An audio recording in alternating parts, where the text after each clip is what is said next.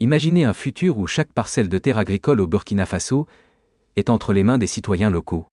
Est-ce une victoire pour la souveraineté ou une entrave à l'investissement étranger? C'est précisément ce que soulève l'une des nouvelles lois prises au Burkina Faso.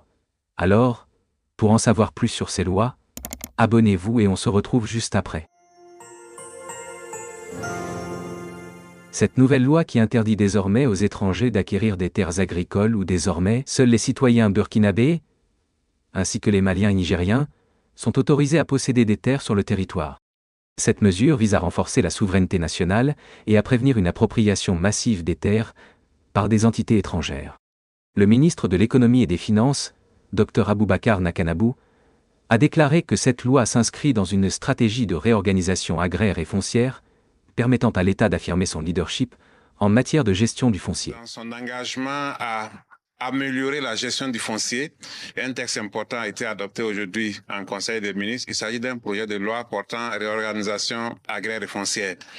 Ce projet de loi a pour objectif de faire en sorte que la gestion du foncier soit améliorée et que l'État puisse... Parmi les mesures les plus marquantes, l'interdiction pour les étrangers d'acquérir un titre de propriété sur les terres rurales constitue une avancée majeure. Cette loi s'inspire des erreurs historiques commises dans d'autres pays africains, comme l'Afrique du Sud, où la concentration des terres entre les mains d'une minorité a engendré des tensions sociales. En reconnaissant les droits coutumiers des communautés rurales, le Burkina Faso tente de préserver ses traditions et d'assurer la protection des terres ancestrales. Une des dispositions clés de cette loi stipule que les terrains agricoles ne pourront être cédés qu'en bail d'une durée de 18 à 99 ans. Passé ce délai, la propriété revient automatiquement à l'État. Cette mesure vise à empêcher une appropriation définitive des terres par des acteurs étrangers et à garantir la souveraineté du pays. Alors, de plus de la loi votée sur les terrains, prochainement il doit y avoir un quota des Burkinabés employés dans quelconque secteur, c'est-à-dire, vous êtes une grande entreprise étrangère.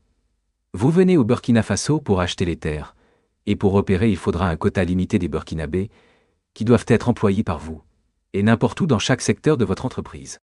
Deuxièmement, il doit avoir transfert des technologies, c'est-à-dire quand vous venez dans le pays pour la réalisation d'un projet, il vous faudra transférer la technologie aux locaux pour ainsi permettre de réparer ou reproduire plus tard. Alors qu'en pensez-vous? Est-ce une avancée stratégique pour le Burkina Faso ou un frein au développement économique? Dites-nous en commentaire. De même, imaginez être un professionnel de santé, soignant des patients dans un hôpital sous-financé, sans recevoir de salaire. C'est la réalité actuelle en Ouganda. En raison d'une crise financière consécutive à la suspension d'une aide américaine, le gouvernement ougandais a demandé aux agents de santé de continuer à travailler gratuitement, par patriotisme. L'aide étrangère représentait une part significative du financement du secteur de la santé, et son retrait met en péril de nombreuses structures hospitalières. Cette situation souligne la dépendance excessive de certains pays africains à l'égard des financements internationaux. L'absence de stratégie autonome pour le développement expose ces pays à des crises lorsqu'un bailleur de fonds décide de suspendre son soutien.